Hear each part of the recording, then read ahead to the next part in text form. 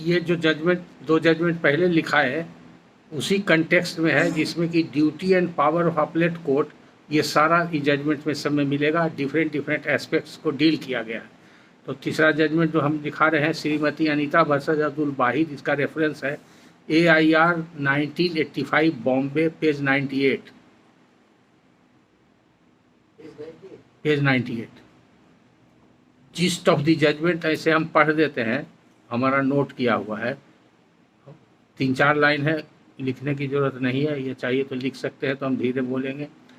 इसमें क्वेश्चन है, whether judgment of court below is correct, legal, valid, is hopelessly and inadequate method of meeting the requirement of this legal provision. Points for determination framed by first appellate court must cover all important questions involved in the case and they should not be general and vague. किस तरह का point होगा madam, आप पूछ रही थी, इसमें आपको मिलेगा। इसमें कहना का है, तात्पर्य लिखा हुआ है, points for determination framed by First appellate court must cover all important questions involved in the case and they should not be general and vague. Specific होना चाहिए। आप जजमेंट पढ़िएगा, केस फैक्ट सामने रहेगा, तब आप सीधे सीधे लिख देते हैं weather judgement is sustainable or not. Weather judgement एक पॉइंट ही भी होता है, लेकिन उसके अलावा और जनरल टाइप का हुआ, whether judgment of the trial court is sustainable or not, whether the court below has committed error in passing this judgment, or whether the judgment passed by the court below is fit to be affirmed or it is fit to be reversed. Particular question problem होगा, उस पर discuss करेंगे, अभी लिख लीजिए, पूछिएगा, बता देते हैं। ठीक है, तो इस चूंकि सवाल आया कि किस तरह का क्वेश्चन होगा, इस जजमेंट को पढ़ने से आपको आइडिया होगा, इसलिए कहा कि सिलेक्टेड जजमेंट है आप लोग के इसी पर्पस के लिए। और नेक्स्ट जजमेंट है जगदीश सिंह वर्सेस माधुरी देवी। जगदीश सिंह वर्सेस माधुरी देवी, AIR 2008 सुप्रीम कोर्ट 2296।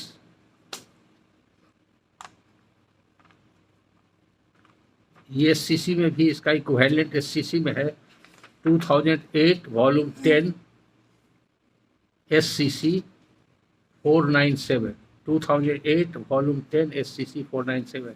इसका रेलिवेंट पैराग्राफ, बहुत लंबा जजमेंट है, 24, 25, 28, 29, 32 to 35, इसमें सारा डिस्कशन है। रेलिवेंट फैक्टर्स क्या होना चाहिए, ये इसमें लिखा हुआ है। Relevant factors which should be kept in mind by first appellate court before reversing the judgment of trial court। जैसा कि हमने बताया कि रिवर्स करने के लिए ज़्यादा हेवी ड्यूटी और ओनस हो जाता है अपलेट कोर्ट का, तो वो इसमें गाइडलाइन दिया हुआ है। The judgment of high court was set aside and case remanded for fresh disposal in accordance with law. इसने हाई कोर्ट ने सेट असाइड कर दिया था जजमेंट का, तो हाई कोर्ट का जजमेंट जो है सेट असाइड कर दिया सुप्रीम कोर्ट ने, इसलिए इसमें सब पॉइंट्स वगैरह डील किया गया है कि क्या क्या होना चाहिए, रिवर्सल का जजमेंट किस तरह का होना चाहिए, एफर्मेंस का जजमेंट किस तरह का। एफर्मेंस में टास्क सिंपल है, लेकिन ऐसा भी नहीं करना है कि सीधे टच एंड वो करना। आपको ये पता चले जजमेंट से कि you have applied your judicial mind to the entire pleadings of the parties and evidence of the parties, तो उसको रेफरेंस और डिस्कशंस आपको जजमेंट में देना चाहिए, लिखना चाहिए, और तब उसको अप्रिशिएट करना चाहिए। उसके बाद है इम्पॉर्टेंट क्या है फर्स्ट अपलेट कोर्ट का, it is the highest court and last court of fact, first appellate court, इसलिए it is very heavy duty on you as a first appellate court, क्योंकि अगर concurrent finding of fact हो जाता है trial court का और first appellate court का, it is binding on high court. High court cannot enter into any issue where there is a concurrent of finding. Section 100 CPC बार करता है, high court के जुडिशन को आउस्ट करता है। वो तभी करेगा एक्सेप्शनल केसेज में, जब if there is a substantial question of law, और वो दोनों जजमेंट को पढ़ने से ही पता चलता है सब्सटेंशियल क्वेश्चन ऑफ लॉ। और सब्सटेंशियल क्वेश्चन ऑफ लॉ का मतलब ये नहीं कि एनी क्वेश्चन ऑफ लॉ, वही सुप्रीम कोर्ट ने डिफाइन किया कि ऐसा क्वेश्चन ऑफ लॉ जो अभी तक आंसर नहीं किया गया हो, नोवेल एंड इम्पॉर्टेंट क्वेश्चन हो, वो सब्सटेंशियल क्वेश्चन क्या होता है। और बहुत सा इलस्ट्रेटिव है, कोई स्टेट जैकेट फार्मूला नहीं बनाया है, लेकिन उसने कहा कि किस तरह का केसेस होगा तो किस तरह का फैक्ट्स एंड सिचुएशन होगा, तो वो सब्सटेंशियल क्वेश्चन होगा। तो अभी सेकंड अपील से और सब्सटेंशियल क्वेश्चन से आपका ज़्यादा रेलिवेंसी नहीं है। आपका रेलिवेंसी यही है कि your duty is heavy so far as question of fact is concern, you are a final court of appeal.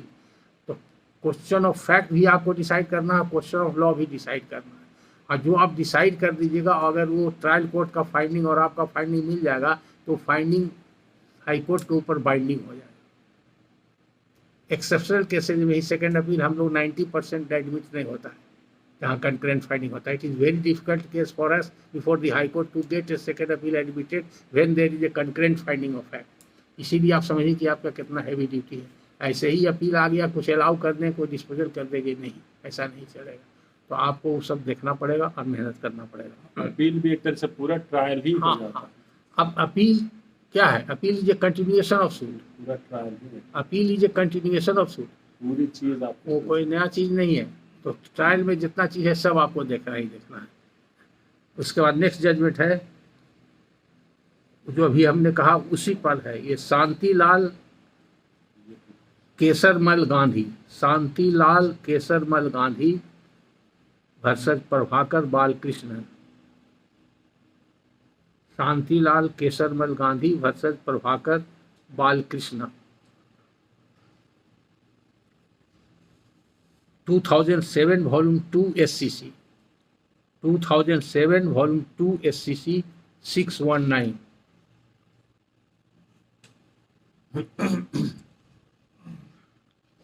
इस जजमेंट में कहा गया है first appellate court is the final court of fact and law, जो अभी आपको हम बताएं, इसी जजमेंट में कहा गया है should have made proper reappraisal of pleadings and evidence before coming to independent conclusion of either affirming the finding of the trial court or interfering with them। इसी में गाइडलाइन दिया हुआ है कि अफर्म भी करना है तो भी करना है और रिवर्स करना है तो भी प्रॉपर अप्रेजल होना चाहिए। Final court of fact and law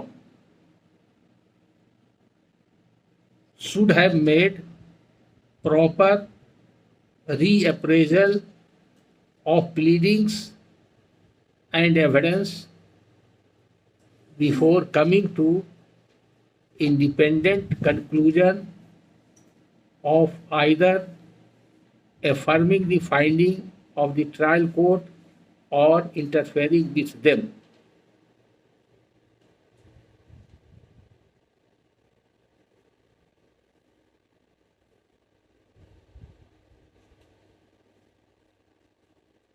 और हम लोग ऐसे ये वकील सोचते थे, और बहुत वकील लोग आज भी सोचते होंगे, पहले हम लोग यंग थे तो सोचते थे और माइंड रीड करते थे कोर्ट का। हम लोग हाई कोर्ट के जजेस लोग का भी माइंड रीड करते हैं कि डिसमिसिंग कोर्ट है, अपील का कोर्ट है, बेंच है, ये बेंच डिसमिसिंग बेंच है कि अलाउइंग बेंच है। ये बहुत कॉमन चीज़ है, हर जगह हर कोर्ट में ये सब वकील लोग ओपिनियन फॉर्म करते हैं। जजेस का जो हर का अपना सेट फार्मूला है, एक केस एक बेंच में एडमिट हो जाता है, वही केस दूसरे बेंच में एडमिट नहीं होता है। तो ये सब कुछ कारण है इंडिविजुअल पर्सनालिटी का, और उसका अपना एक्सपोजर का, अपना एक्सपीरियंस है, नॉलेज, अपना व्यू का। तो उसी तरह से ये है, एक व्यू है सुप्रीम कोर्ट का। ज़्यादातर फर्स्ट अपलेट कोर्ट ऐसे भी लोग देखे हैं कि वो अलाउइंग कोर्ट होता है फर्स्ट अपील, लोअर कोर्ट का जजमेंट सेट असाइड कर देता है इनवायरेबली। 90% 99% ऐसे भी अपलेट कोर्ट देखे हैं। तो ये लगता है कि आदमी प्रिजुडिस व्यू रखता है ट्रायल कोर्ट के फाइंडिंग से। ऐसा भी नहीं होना चाहिए, इनवेरेबली अलाउ भी कर देना चाहिए, इनवेरेबली सब डिसमिस भी नहीं करना चाहिए। It depends upon the merits and fact situation of the case. तो इस पर सुप्रीम कोर्ट ने नोटिस लिया इस जजमेंट में। ये जजमेंट है संतोष हजारी वर्सेस पुरुषोत्तम तिवारी। ये जजमेंट हम लोग हाई कोर्ट में अक्सर साइट करते हैं सेकेंड अपील में। Santosh Hazari versus Purushottam Tiwari, 2001 volume 3 SCC 179, 2001 volume 3 SCC 179। इसमें सुप्रीम कोर्ट ने कहा है first appellate court should be slow in reversing the trial court judgment. तो प्रामा फेसी स्लो होना चाहिए unless you find out legal infirmity in the judgment. Judgment reversing the trial court judgment, non consideration of document, क्या क्या important है ये देखिए। Non consideration of document and evidence is substantial question of law, ये high court के लिए है, तो लोअर कोर्ट के लिए भी हो जाएगा। इस पर जब सेकेंड अपील हो सकता है तो फर्स्ट अपील हो सकता है। आप अगर पाते हैं किसी जजमेंट में ट्रायल कोर्ट के कि कोई मटेरियल डॉक्यूमेंट है उसका कंसीडर किया नहीं गया है, तो वो that is sufficient to set aside that judgment. अगर कोई डॉक्यूमेंट है वो एडमिसिबल नहीं है, डॉक्यूमेंट उसको इम्प्रॉपरली एडमिट कर लिया गया तो भी जजमेंट विसिएट कर जाएगा। अगर कोई डॉक्यूमेंट जो है वो एडमिसिबल है लेकिन उसका जो एविडेंसरी वैल्यू प्रॉपरली कंसीडर नहीं किया गया या एडमिसिबल है उसको एडमिट नहीं किया, इस तरह का सिचुएशन आएगा तो ये सब फर्स्ट अपीलेट कोर्ट के लिए इम्पोर्टेंट हो जाता है। बल्कि इसको सब्सटेंशियल क्वेश्चन ऑफ लॉ भी माना गया है, सेकेंड अपील में भी इसको रेलेवेंट माना गया, इसलिए ये जजमेंट हम लोग साइट करते हैं। अगर कंकरेंट फाइंडिंग ऑफ फैक्ट हो जाता है दोनों कोर्ट का तो कहते हैं कि such exhibit is a material document which has not been correctly appreciated by the court or it is a complete non-consideration of a particular document and evidence। तो या मिस इंटरप्रिटेशन ऑफ डॉक्यूमेंट हो गया या improper consideration हो गया या none consideration सबसे vital है, तो इससे बचना चाहिए। तो इसलिए ट्रायल कोर्ट के फाइंडिंग में अगर तीनों एस्पेक्ट है तो फर्स्ट अपीलेट कोर्ट के लिए वो भी मटेरियल है और उस पर जजमेंट रिवर्स हो सकता है, और हाई कोर्ट के लिए तो कहता है वही है। इसमें भी लिखा duty of first appellate court और सेकेंड अपीलेट कोर्ट दोनों का ड्यूटी एक्सप्लेन किया सुप्रीम कोर्ट में, क्लियर टर्म में लिखा हुआ, इसलिए ये जजमेंट इंपॉर्टेंट है, एक तरह का गाइडलाइन होगा आप लोग के लिए।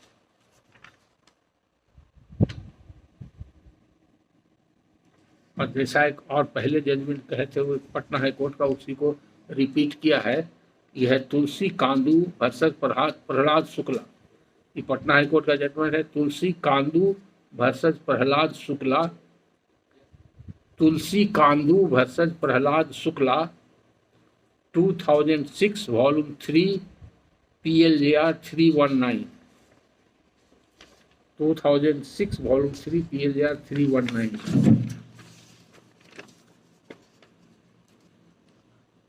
इसमें ही का 319 319 इस जजमेंट का जो रेशियो है, first appellate court is last court of fact, hence it is bound to discuss all issues involved in the suit, discussing only one point is grave error। कभी कभी ऐसा भी देखा गया है कि फर्स्ट अपीलेट कोर्ट एक ही पॉइंट पर रिवर्स कर दिया जजमेंट को, तो नहीं, आपको सब डिस्कस करना है। एक ही पॉइंट पर आप अपील अलाउ कर सकते हैं लेकिन डिस्कस सबको करना है। जैसे कि ट्रायल कोर्ट को सब इशू पर फाइंडिंग देना है, उसी तरह से अपीलेट कोर्ट को जो भी पॉइंट इन्वॉल्व है सब पर फाइंडिंग देना है, आइदर दिस वे और दैट वे। तो इस पॉइंट ऑफ व्यू से ये जजमेंट रेलेवेंट है।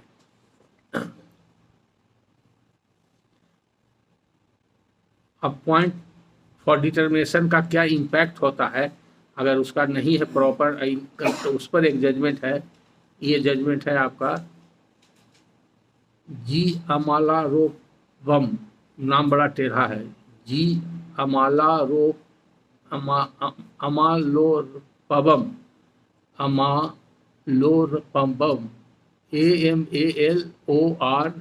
AMALORPABAM, Amalorpavam versus RC diocese, DIOCESE, RC diocese. Citation है 2006 volume 3 SCC page 224, 2006 volume 3 SCC 224।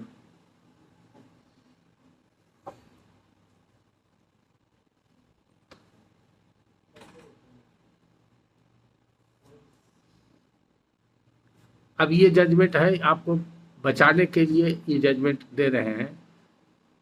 ऐसा केस देखा गया कि पॉइंट फॉर डिटर्मिनेशन नहीं बना किसी कारणवश, लेकिन सारा इशू डिस्कस किया हुआ है, तो इसको सुप्रीम कोर्ट ने मान लिया किसी कम सफिशिएंट कंप्लायंस हो गया, ऑर्डर 41 रूल 31 का सफिशिएंट कंप्लायंस हो गया इस बात पर, तो उससे बचना चाहिए। अब बना करके पॉइंट जब डिस्कस करेंगे नहीं तो पॉइंट फॉर डिटर्मिनेशन बना देना चाहिए। बहुत बार लोग सर जजमेंट में जो लोअर कोर्ट का इशू होता है उसी को लिख देते हैं, वो तो एकदम गलत है। वो इशू भी फ्रेम कर देते हैं और उसी तरह से उसी पैटर्न पर लिखते हैं, वो डिप्रिकेट किया है सुप्रीम कोर्ट ने, ऐसा नहीं करना चाहिए। आपका independent application of judicial mind होना चाहिए और आपको अपने ढंग से लिखना चाहिए। तो हम लोग भी देखे हैं, उसमें जो इशू उनका रहता है ना उसी इशू पे फर्दर फाइंडिंग दे देते हैं। हाँ नहीं, तो वो नहीं, मोरलेस उससे मिल गया थोड़ा बहुत इधर नहीं, हाँ वो गलत। इसमें लिखा हुआ है इस जजमेंट में, लगता है जैसे स्टोनो वाला जजमेंट। इस जजमेंट में सुप्रीम कोर्ट ने कहा है, if no point for determination is framed but entire evidence discussed and considered in detail and conclusion and findings are supported by reason is sufficient compliance। तो ये अपवाद में है, ऑर्डर 41 रूल 31 के नॉन कंप्लायंस में भी आपका जजमेंट सस्टेनेबल हो सकता है, provided you have discuss every pleadings and evidence in detail. तो considering all the aspects of matter, the settled principle of law which emerges out of all these judgments of the Supreme Court is that it is the duty of the first appellate court to go into the details of the pleadings of the parties and evidence adduced on behalf of the both party, either it is documentary or it is oral evidence, and thereafter come to an independent finding of its own as per the points framed by you yourself, by the appellate court itself, not as per the points of issue that has been framed by the trial court. Issue is a different thing. Issue arises as per the provisions of Order 14 CPC. But so far as point for determination is considered, it arises in view of the provisions, mandatory provisions of law that is in Order 41, Rule 31 CPC. You have to frame that point. It may be a point for fact, point for determination on the point of fact, or it may be a point for determination on the question of any document or admissibility of any document or acceptability of any evidence as per Evidence Act. There may be any situation, or it is maybe in context of any barring clause or any law which bars the finding or any law which bars the admissibility of that document, or where a document has been improperly admitted into evidence. Formal proof is required. It is a private document. Formal proof is required, but it has not been properly proved. Then document has been improperly taken into consideration. That is also point for consideration.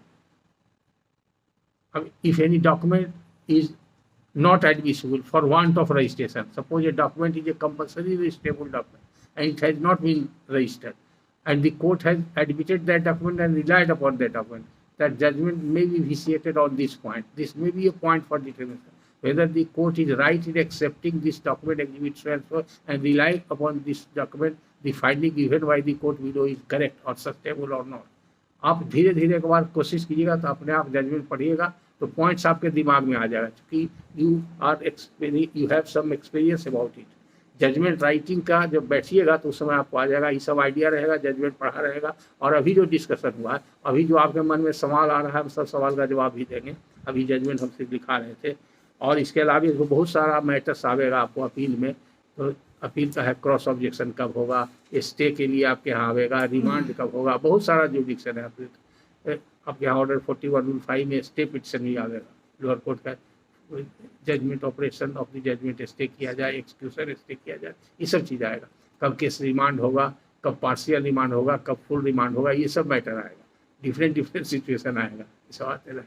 या कभी कभी आएगा कि appeal को preliminary point पर appeal को decide कर दिया जाए, है ना, तो ये सभी मैटर आएगा। तो वो सेकेंड एस्पेक्ट से भी मैटर है। उसके बाद फिर आवेगा, इसमें भी लोग गड़बड़ करते हैं, जैसे कि सूट में होता है प्लेंटिफ अगर हाजिर है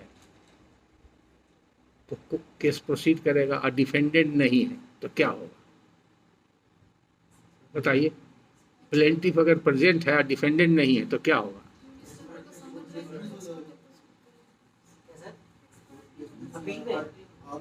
सूट में प्लेंटिफ अगर प्रेजेंट है और डिफेंडेंट एब्सेंट है तो क्या होगा।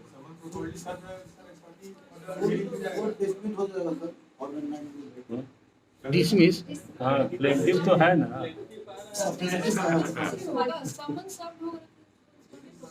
हाँ ठीक है, बहुत बेसिक ये आप लोग सभी जान रहे हैं, बोलने में गड़बड़ा गए, ठीक है।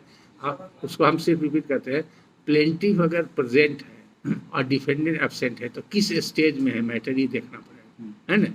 अगर उसके अपीयरेंस के लिए, डिफेंडेंट के अपीयरेंस के लिए दिया हुआ है और नहीं आया तो कोर्ट एक चांस देगा सर ये भी ऑर्डर 17 है, तो शुरुआत की स्टेज है तो ऑर्डर 9 पे है, तो सब्सिक्वेंट स्टेज है तो ऑर्डर 17 पे है। हाँ हाँ, ऑर्डर 17 को ही पढ़िएगा तो रिलेट बैक फिर ऑर्डर 9 में ही करता है। हाँ हाँ हाँ, ऑर्डर 17 हाँ हियरिंग के स्टेज में आएगा। हाँ, तो अगर हियरिंग के स्टेज में आएगा तो कोर्ट शैल प्रोसीड, तो कब प्रोसीड करेगा? तब पहले कोर्ट को ऑर्डर 9 रूल 6 में सर्विस डिक्लेयर करना पड़ेगा। The court has to apply its judicial mind that this summons have been duly and validly served and in spite of service of summons the defendant has failed to appear, therefore this suit shall proceed ex parte. Order pass करेगा, ex parte proceed करेगा, next date एक फिर देगा, उस date में रहेगा तो x party evidence होगा, तब जजमेंट होगा। उसी तरह से मान लीजिए डिफेंडेंट अपीयर करता है, प्लेंटिफ नहीं अपीयर करता है, तब क्या होगा? तब आप जो कहा कि सूट डिसमिस होगा, तो हियरिंग के स्टेज में रहेगा तब सूट डिसमिस होगा, है ना? लेकिन हियरिंग के स्टेज में नहीं है, तब कब कौन प्रोविजन में डिसमिस होगा? हाँ, डिसमिसल का कौन प्रोविजन है ऑर्डर 9 में? क्या प्रोविजन है? ऑर्डर 9 रूल 8 है जो हियरिंग के स्टेज में है, और उसके पहले कौन है? 2 और 3। हाँ 2 और 3 में अगर डिस्मिस होगा तो 4। उसी तरह से अगर अपील में आपके यहाँ अपलेंट नहीं आया तब क्या होगा? तब क्या होगा? अगर सर डिफॉल्ट हो जाएगा तो फिलहाल नहीं आता है। हाँ, तो ऑर्डर 41 रूल 17 कौन सी पर? सर वो अपनी बाइट पे डिस्कस नहीं होगी, डिफॉल्ट ही होगी वो। हाँ, मेरिट पर नहीं होगा, डिफॉल्ट पर होगा। ठीक ठीक, हाँ ठीक है। और एक्स पार्टी भी हो सकता है, सिमिलर प्रोविजन यहाँ ऑर्डर 41, ये सब भी मैटर आएगा आपके पास, आता है कभी कभी आता है। तो इसमें भी आपको देखना पड़ेगा, एक्स पार्टी अगर करते हैं, ऑर्डर करते हैं, तो इसमें प्रॉपर सर्विस वैलिड सर्विस है कि नहीं, ये सब क्वेश्चन आएगा।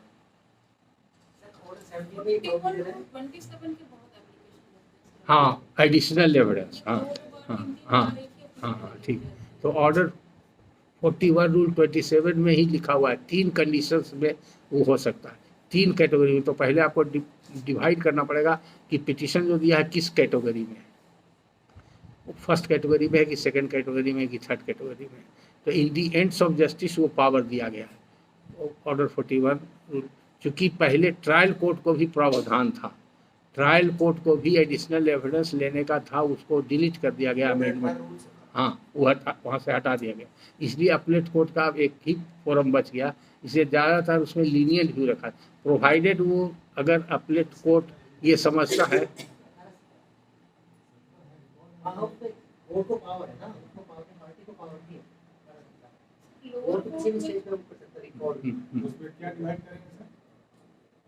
Rule 27 order 40।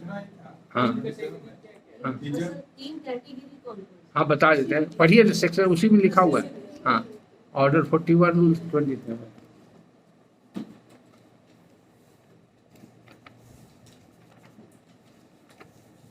एडिशनल एविडेंस वाला आता है, तो रिमांड बैक भी कर देते हैं लोग कि एविडेंस आप लेके अप्रिशिएट करके भेजिए। लेजिबल नहीं था, अब वो लेजिबल कॉपी लेकर आ रहे हैं अपील में और एप्लीकेशन लगाने के तब लिए तो एडमिट लेजिबल होगा। कॉपी था, 4127 की एप्लीकेशन लगाया है। बस आपका फैक्ट्स पर ये हम सुनेंगे और जवाब देंगे। अभी इसको रेफर कर देते हैं, अभी जो बताया ऑर्डर 41 रूल 27 एक बार हम लोग से एक साथ पढ़ ले तो क्लियर हो जाएगा।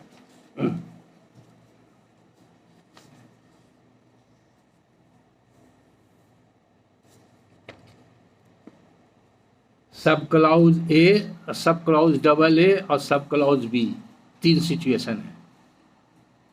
हम पढ़ते हैं, आप लोग साथ साथ देखते जाइए। The parties to an appeal shall not be entitled to produce additional evidence whether oral or documentary in the appellate court. देखिए, ये शुरू होता है निगेटिव क्लाउज से, लगता है कि मैंडेटरी है कि नहीं होगा, लेकिन इस पर जजमेंट है। शैल जो वर्ड यहाँ यूज हुआ है मैंडेटरी नहीं है, डायरेक्टरी है, लेकिन उसका एक्सेप्शन में है। But if the court from whose degree the appeal is preferred has refused to admit evidence which ought to have been admitted। अब देखना है कि इस कैटेगरी का केस है कि नहीं, तो अलग होगा। वो दरखास्त देगा कि डॉक्यूमेंट हमने लोअर कोर्ट में फाइल किया था, लेकिन लोअर कोर्ट ने उसको इम्प्रॉपरली रिजेक्ट किया, एडमिट नहीं किया, उसका रीजन देगा। अगर ऐसा है तो एविडेंस अलाउ हो सकता है। It is very simple situation. अब सब क्लाउज ए में आएगा, डबल ए में आएगा, the party seeking to produce additional evidence establishes that notwithstanding the exercise of due diligence such evidence was not within his knowledge और could not after the exercise of due diligence। में दो part है और दो जगह due diligence word आया है। इसका प्लीडिंग प्रॉपर नहीं रहता है, वकील लोग इस पर पूरा ध्यान नहीं देते हैं, ज़्यादातर पिटिशन इम्प्रॉपरली ड्राफ्टेड रहता है, बहुत कम पिटिशन सही रहता है सब क्लाउज डबल ए में। तो इसको ध्यान से देखिएगा, इसका पिटिशन में पूरा फैक्ट लिखा हुआ है कि नहीं। अगर प्रॉपरली नहीं लिखा हुआ है और ड्यू डिलिजेंस का कोई इंस्टेंस दिया हुआ नहीं है तो रिजेक्ट हो जाएगा, तब अलाउ नहीं होगा। ही produced by him at the time when the decree appeal against was pass. तो ये समझ गए, इसको समझाने की जरूरत नहीं है। तो ड्यू डिलिजेंस चाहिए जिसके वजह से वो हम एस्टेब्लिश करना पड़ेगा उसको। Establish is that notwithstanding none of standing clause है कि हमने पूरा ड्यू डिलिजेंस अख्तियार किया, उसके बाद भी हमारे नॉलेज में ही नहीं था, तो क्या ड्यू डिलिजेंस होगा। Each fact depend upon different circumstance, different situation, अलग अलग केस में अलग अलग सिचुएशन। तो वो एक्सप्रेशन जो सेटिस्फैक्ट्री है कि नहीं, कोर्ट हैज टू कंसीडर। आपको देखना, आप इफ़ यू आर सेटिस्फाइड तभी इस क्लाउज को आप अलाउ करो, और नहीं तो कहेगा कि हमको था ड्यू डिलिजेंस फिर एक्सपायर किए, लेकिन जिस समय पास हुआ could not after the exercise due diligence be produced by him at the time when the degree appeal against was passed। तो ये हुआ, दूसरा हुआ कि उसके नॉलेज में था लेकिन किसी कारणवश से ड्यू डिलिजेंस हम उसको नहीं दिए, तो उसको कारण बताना पड़ेगा। तो इसका भी दो पार्ट में किसी एक पार्ट में आएगा, तो दोनों का ड्यू डिलिजेंस उसको बताना पड़ेगा।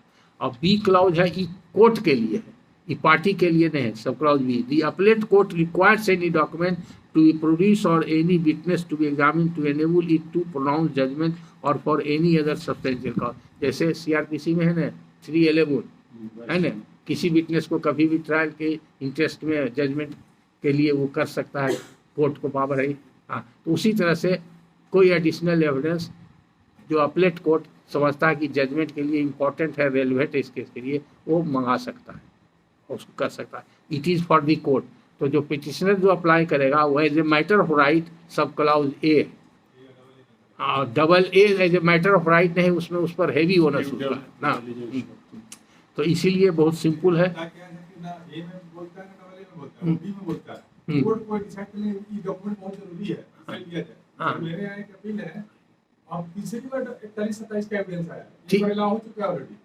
फिर अपीलेंट डाल रहे हैं, रिस्पोंडेंट डाल रहे हैं, हम लोग का अभी 10 साल की और नहीं सुनेंगे तब कितना एविडेंस दीजिएगा। नहीं, एक पॉइंट एक बार डिसाइड हो गया तो वो दोबारा नहीं रिजेक्ट हो सकता है, तीसरी बार तो उसी ग्राउंड पर रिजेक्ट कर दीजिए।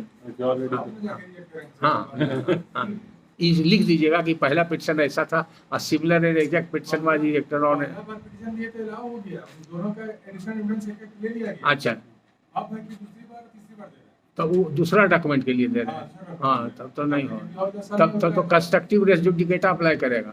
ये मालूम है ना, principle of res judicata applies in the same proceeding in a subsequent stage also.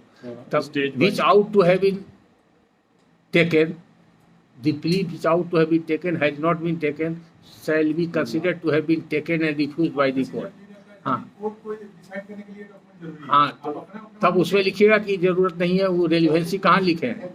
सिर्फ ये लिख देने से कि कोर्ट को डिसाइड करना जरूरी है नहीं होगा, तो उसमें लिखना पड़ेगा कि डॉक्यूमेंट का क्या रेलिवेंसी है और उसका क्या इम्पैक्ट पड़ेगा, वो कुछ लिखना पड़ेगा। अगर नहीं लिखा है तो आप फाइंडिंग दे दीजिएगा कि उन्होंने कोई रेलिवेंसी नहीं शो किया है और हम जो एग्जामिन किया है फैक्ट उसके हिसाब से it is not required to be taken into consideration.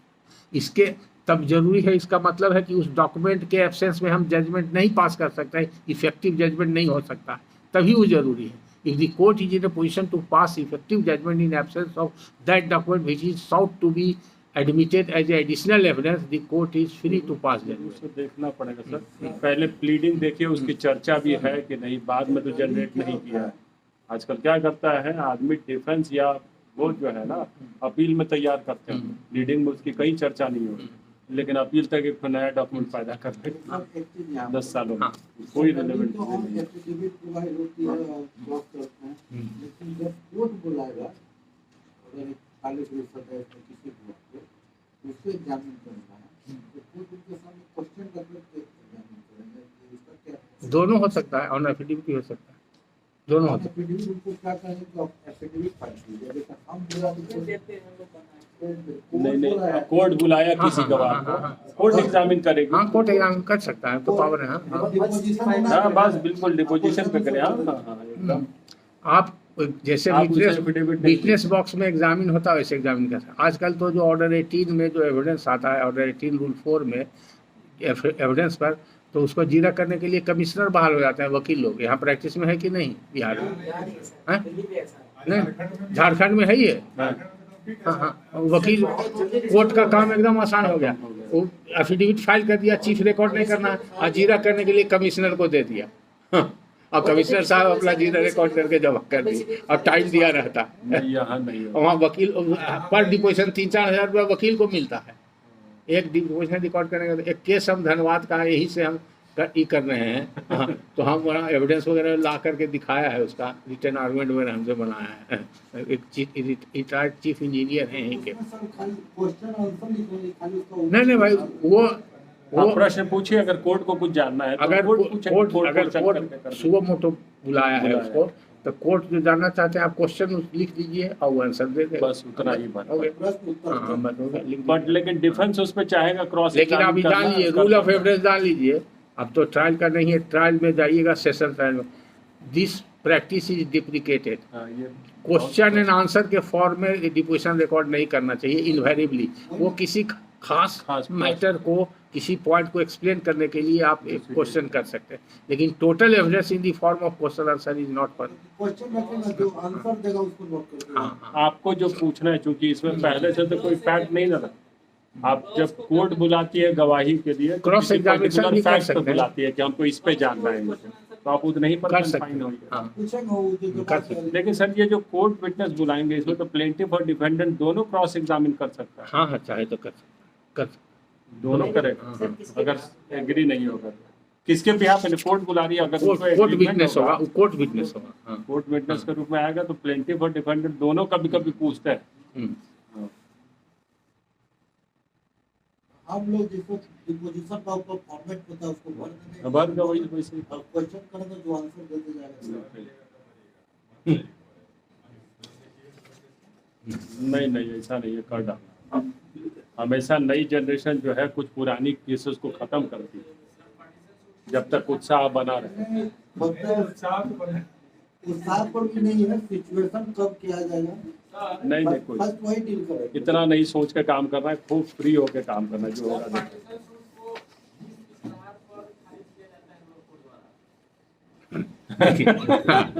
सबसे आपका सवाल जरा इम्पोर्टेंट है, बहुत भारी है।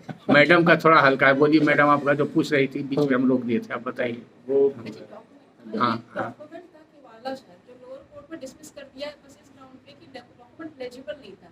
Now they come in appeal, अब अपील में 4127 की एप्लीकेशन लगाई कि मेरे पास लेजिबल कॉपी है और ये डॉक्यूमेंट अब एक्सेप्ट कर लो।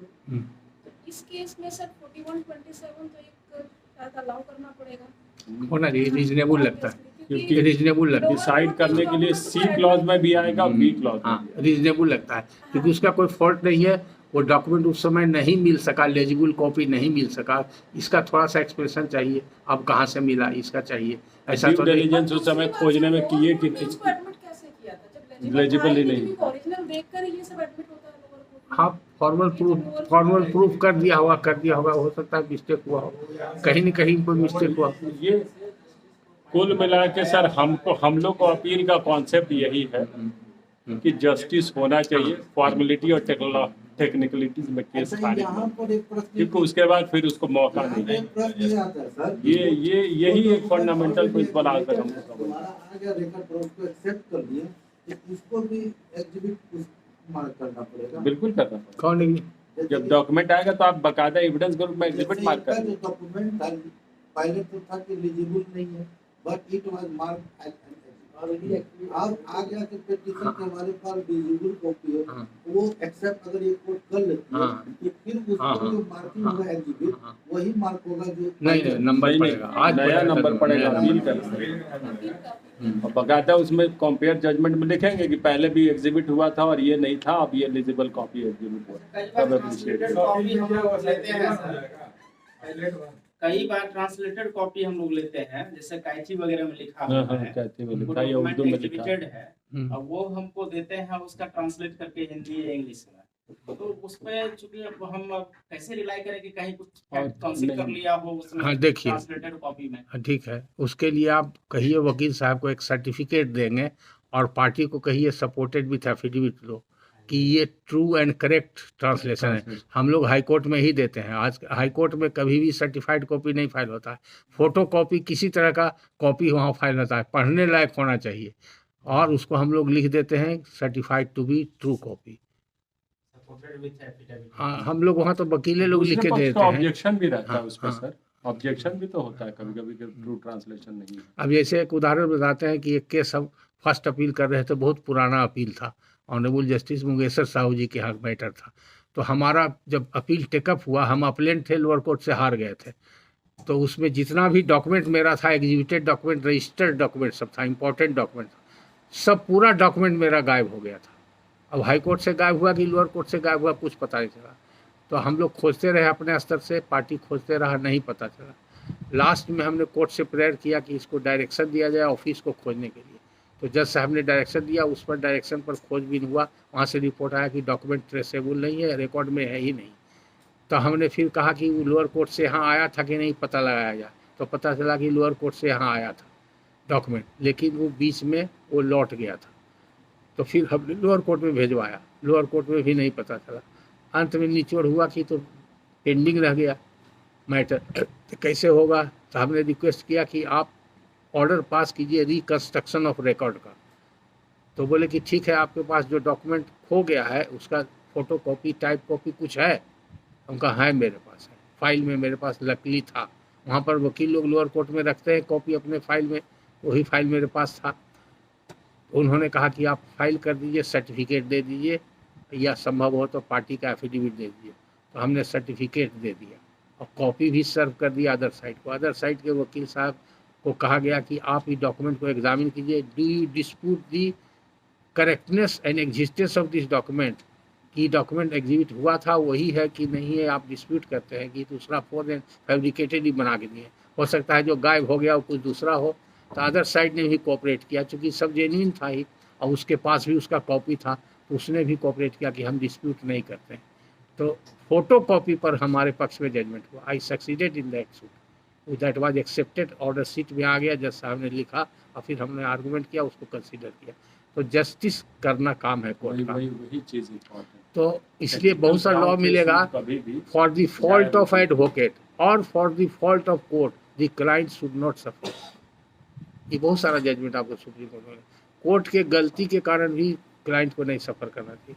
जस्टिस इतना जज साहब केवल सफर कर सकते हैं। जज साहब तो सफर करते रहते जब तक जॉब में है। अब मैडम और क्या सवाल था? हो गया आपका क्वेश्चन, हो गया। अब आइए पार्टीशन, डिसमिस कैसे करें? हाँ, पार्टीशन सूट डिसमिस कैसे करें? मतलब क्यों करेंगे डिसमिस, कैसे नहीं करना जबरदस्ती सर? हाँ, देखिए, जनरली आपको बता रहे थे, उस शुरू में बताए थे कि हर पार्टीशन सूट में क्या होता है। पार्टीशन सूट में डिस्प्यूट होता है शेयर का। अगर प्लेंटिव कह रहा है मेरा 4 आना शेयर है, तो डिफेंडेंट कह सकता है इनका 4 आना शेयर नहीं, 1 ही आना शेयर है। एक पहला डिस्प्यूट का कारण है। दूसरा कारण है कि 10 आइटम ऑफ प्रॉपर्टी है, उसमें प्लेंटिव कह रहा है कि 10 ज्वाइंट फैमिली प्रॉपर्टी है, तो डिफेंडेंट कह सकता है कि नहीं, उसमें से 4 आइटम ज्वाइंट फैमिली है, 6 आइटम मेरा सेल्फ एक्वायर्ड प्रॉपर्टी। तो ये भी डिस्प्यूट का कारण हो सकता है। तीसरा कारण हो सकता है कि कोई ज्वाइंट फैमिली प्रॉपर्टी नहीं है, ज्वाइंट फैमिली में न्यूक्लियस था ही नहीं, प्रॉपर्टी एक्वायर नहीं हो सकता है, विदाउट न्यूक्लियस है। तो ये आप लोग जानते हैं कि नहीं, there is a presumption of jointness in Hindu law. जैसे आप कहते हैं कि हम हिंदू हैं, इसका मतलब है कि हम लोग ज्वाइंट हैं, लेकिन there is no presumption that the property possessed by joint family is a joint family property. ये जानते हैं कि नहीं? There is no presumption of jointness of property according to Hindu law. अगर कोई व्यक्ति कहता है कि ज्वाइंट फैमिली प्रॉपर्टी है, then onus is upon that person to establish and restart initial owners that this property was acquired out of the nucleus of the joint family। तो nucleus था, source of income क्या था, अगर ऐसा pleading और evidence है तब वो प्रॉपर्टी माना जाएगा कि वो जॉइंट फैमिली प्रॉपर्टी है। तब जो कहता है कि मेरा सेल्फ एक्वायर है, then burden shifts upon him to establish his self acquisition. Sir एक चीज शुरू से अगर देखा जाए, जैसे ही वो हिंदू फैमिली का पार्ट हो गया तो ये नहीं माना जा सकता कि सारी प्रॉपर्टी ज्वाइंट प्रॉपर्टी नहीं, पहले उनको बताना होगा कि इससे खरीदा। हाँ, न्यूक्लियस अगर है, अब इनसे जनरली रहता है कि खतियान में नाम है तो खतियान से चला आ रहा है, तो ये इतना खतियानी जमीन है, बाद में एक्वायर्ड जमीन है, तो प्रिजम्पशन हो जाएगा कि ज्वाइंट फैमिली से एक्वायर हुआ। लेकिन अगर कोई ऐसा सोर्स ऑफ इनकम नहीं है या कोई ऐसा लिस्ट ऑफ प्रॉपर्टी नहीं है और फॉर द फर्स्ट टाइम कह रहा है कि ज्वाइंट फैमिली प्रॉपर्टी है और डिफेंडेंट कह रहा है कि नहीं ज्वाइंट फैमिली प्रॉपर्टी नहीं है, ऐसा केस अभी एक मेरे पास है हाई कोर्ट में, हालांकि बहुत पुराना अपील है, 40 साल पुराना है, वो खुलता ही नहीं है। जिस बेंच में जाता है उस सब बेंच से उसको एडजॉर्न कर दिया जाता है। मेरा क्लाइंट भी मर गया, अदर साइड का भी मर गया, सब उसमें ऐसा ही केस था। वो बिजनेस क्लास था और हमारा क्लाइंट का कहना था कि ज्वाइंट फैमिली प्रॉपर्टी है, लेकिन वो प्रॉपर्टी अलग अलग नाम से ज्वाइंट फैमिली के मेंबर और लेडीज मेंबर के नाम से एक्वायर हुआ था और फादर के नाम से एक्वायर हुआ था। तो फादर का कहना था कि हमारा इंडिपेंडेंट बिजनेस था, हम उससे फादर एक बेटा के पक्ष में चले गए और एक बहू को प्रॉपर्टी गिफ्ट कर दिया, वहीं से डिस्प्यूट शुरू हो गया। तो हम लोग वहाँ से लोअर कोर्ट से हार गए। हम लोगों ने पी लिया कि फादर का एक्वायर किया हुआ है तो इसलिए ज्वाइंट फैमिली प्रॉपर्टी है। तो एविडेंस आया कि फादर के पास कोई प्रॉपर्टी नहीं था, कोई ज्वाइंट फैमिली प्रॉपर्टी था नहीं, कोई ज्वाइंट फैमिली में कोई बिजनेस था ही नहीं। उनके फादर की मदर ने एक छोटा मोटा रोजगार शुरू किया था और उसी रोजगार से कुछ आमदनी हुआ तो एक प्रॉपर्टी खरीदे और बाद में वो फादर फिर रोजगार किए तब उससे कुछ प्रॉपर्टी खरीदे। तो ओरिजिनल सोर्स ऑफ इनकम जो था मदर का था कुछ छोटा मोटा रोजगार करने का, और बिजनेस क्लास फैमिली थी बाई कास्ट लोग। तो उसमें क्वेश्चन ही इशू हो गया कि ये एंसेस्ट्रल प्रॉपर्टी माना जाएगा। हमने कहा कि ये एंसेस्ट्रल प्रॉपर्टी हो गया, फादर ने एक्वायर किया, तो उसने कहा कि मदर एंसेस्टर में नहीं होता, female person is not ancestor, तो एंसेस्ट्रल प्रॉपर्टी नहीं हुआ, फीमेल का एक्वायर किया हुआ। तो ओरिजिन जहाँ से स्टार्ट हुआ वो एंसेस्ट्रल नहीं हुआ, तो इसीलिए वो लोअर कोर्ट ने होल्ड कर दिया कि एंसेस्ट्रल प्रॉपर्टी नहीं है और न्यूक्लियस इन्होंने साबित नहीं किया, इसलिए हमारा पार्टीशन सूट डिसमिस हो गया। उसमें कम से कम तो 100 करोड़ की प्रॉपर्टी इन्वॉल्व है, बिहार से टाउन का बहुत बड़ा पार्टी है वो लोग।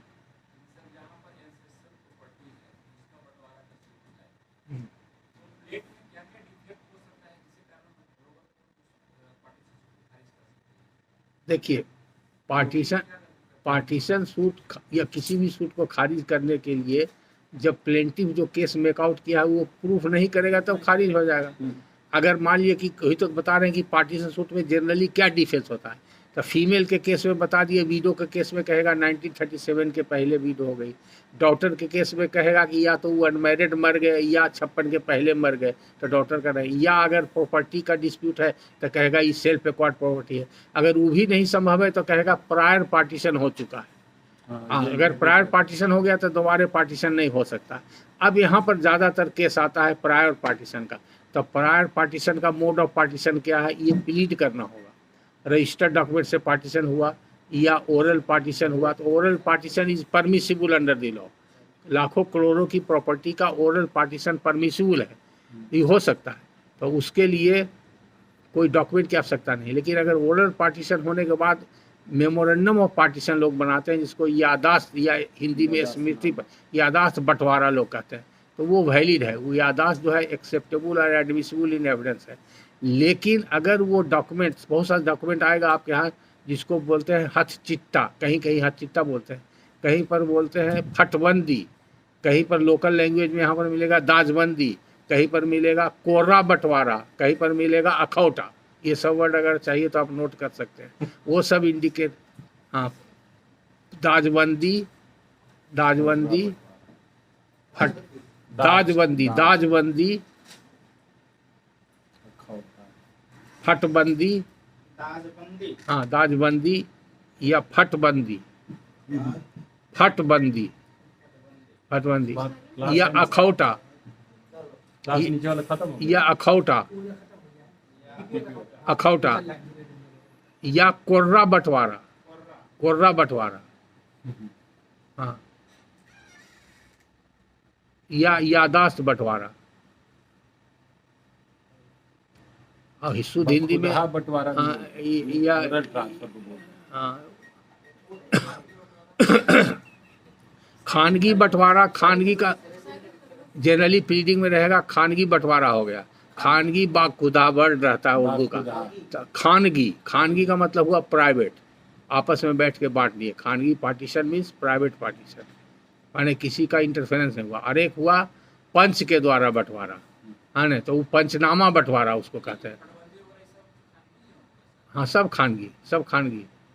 और एक हुआ पंचनामा बंटवारा, तो वो हो गया, वो आर्बिट्रेशन एक्ट का प्रोविजन उसमें आ जाएगा और वो देखेगा कि पंच का अवार्ड है कि नहीं, तो अवार्ड रजिस्टर्ड है कि नहीं है, ये सब चीज क्वेश्चन आ जाएगा। ताजमंदी और कोरोना बंटवारा ये सब कोरोना नहीं है, कोर्रा है।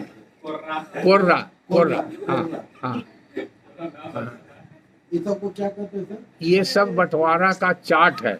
अब आप सीधे अंग्रेजी में लिखिए, all documents are schedule of property partition amongst the co-sharers.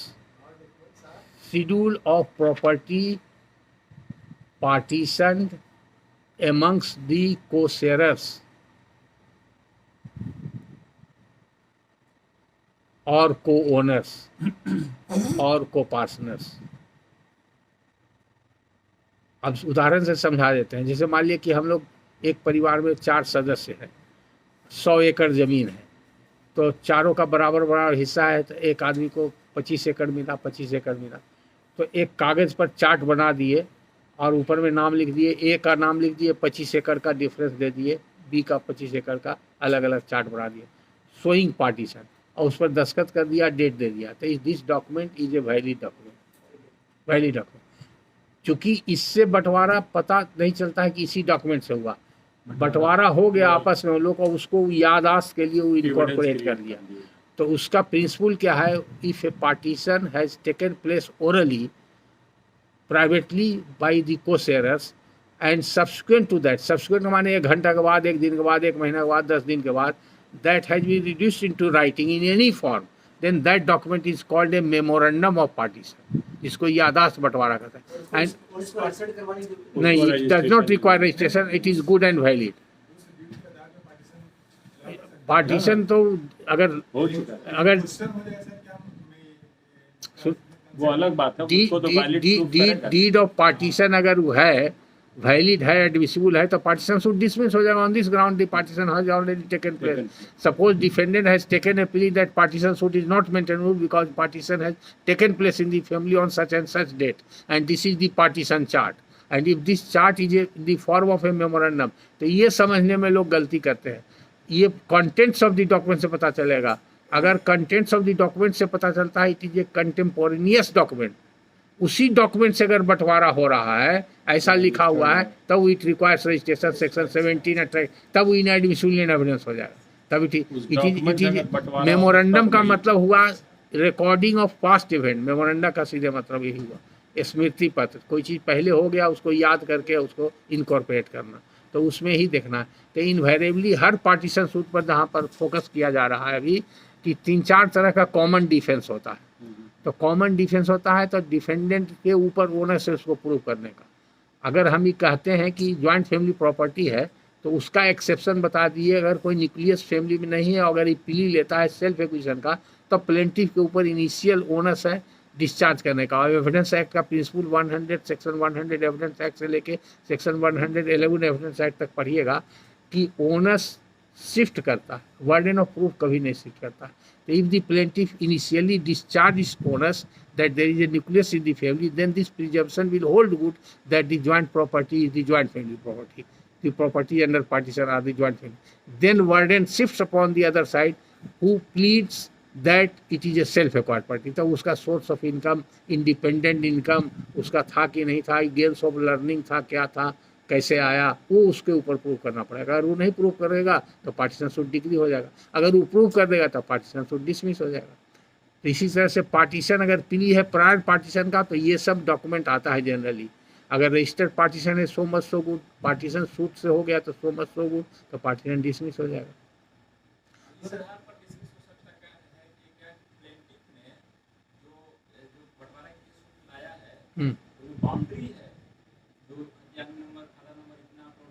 गलत है,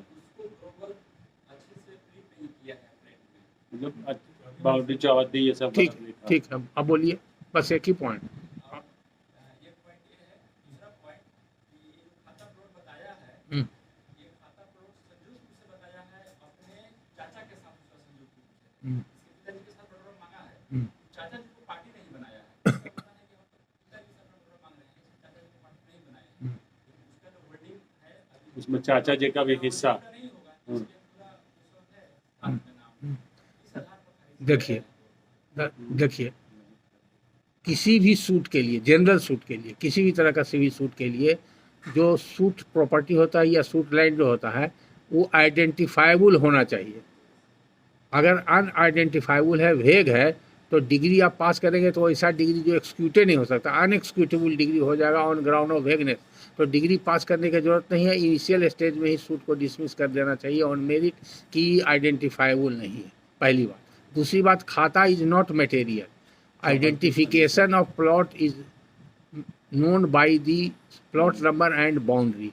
अगर डिफरेंस है खाता नंबर और प्लॉट नंबर में, तो बाउंड्री सेल प्रिवेल, ये लॉ है। तो अगर बाउंड्री से पता चलता है, ठीक है। अब क्वेश्चन रहा कि वो खाता गलत दे दिया है और उसमें चाचा का है, तो अदर साइड ही प्ली लिया है कि प्रॉपर्टी जॉइंट फैमिली का नहीं है, ये देखना होगा। नहीं वो नहीं थी। अगर नहीं प्ली लिया है तो ये आप कैसे कर सकेंगे? हाँ, तो एक्सपार्टी डिग्री है तो क्या होगा? ठीक, तब आप ऐसे एज ए अपलेट कोर्ट आपको कुछ उसमें नहीं कर सकते हैं, गलत है कि सही है, कैसे आप कर सकते हैं? अपलेट कोर्ट में आपके पास है ना मैटर। हाँ, तो आप तो एक्स पार्टी क्या बोलिए?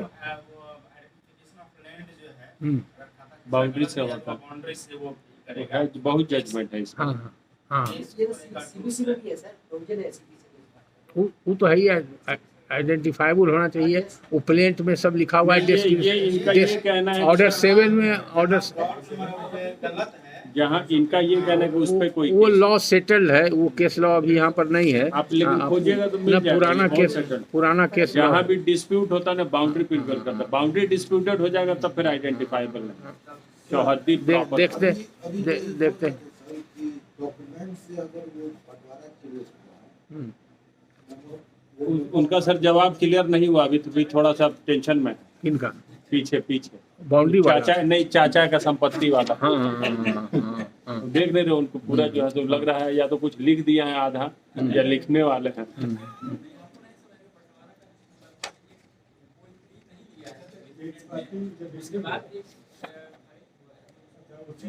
एक्स पार्टी भी सूट खारिज हो गया है। हाँ, खारिज होके इनके यहाँ अपील में आया। अच्छा, हो तो ग्राउंड क्या है खारिज करने का? मतलब पार्टी में तब बाउंड्री ठीक नहीं, कोर्ट को कैसे पता चला बाउंड्री ठीक नहीं है?